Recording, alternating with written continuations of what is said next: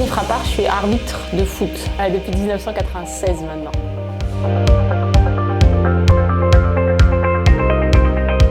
Je suis d'abord passionnée de foot. À la base, j'ai commencé à l'âge de 10 ans.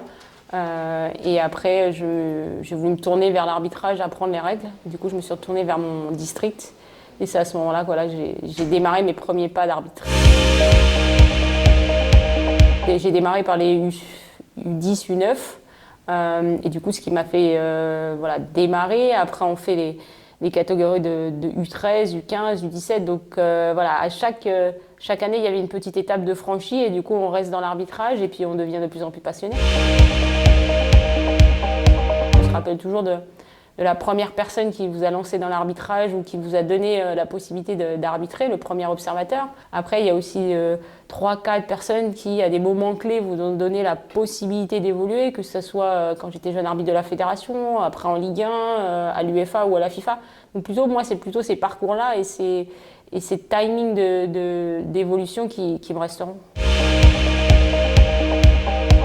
En étant footballeur ou footballeuse au départ, ça nous permet d'avoir une meilleure lecture du jeu, d'avoir une meilleure compréhension du jeu et du coup d'être au service du jeu. Donc je pense que ce qui m'a aidé, c'est d'avoir joué au foot et du coup je comprenais mieux ce qui se passait après. J'ai pu jouer et arbitrer en même temps.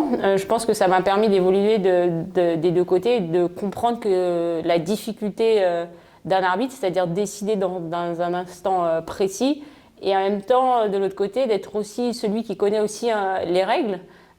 Donc des fois, un peu, je ne vais pas dire un peu plus contestataire, mais un peu plus revendiqueur d'une décision et de se dire mais non, là tu t'es trompé en fait. Donc d'être un peu plus expert dans le foot.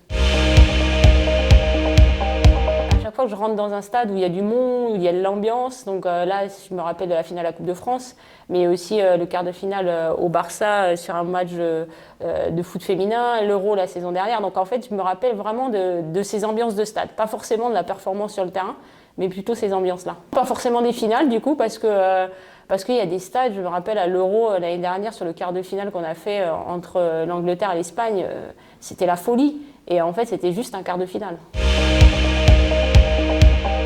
Ce qui est valorisant, c'est de pouvoir s'émanciper, en fait, de pouvoir faire ce qu'on a envie de faire, la passion, et qu'on vous donne les moyens de vous exprimer. Donc, que ça soit dans le foot, dans d'autres activités ou dans le milieu professionnel, dès qu'on vous donne des responsabilités, voilà, pour moi, c'est ça le plus valorisant.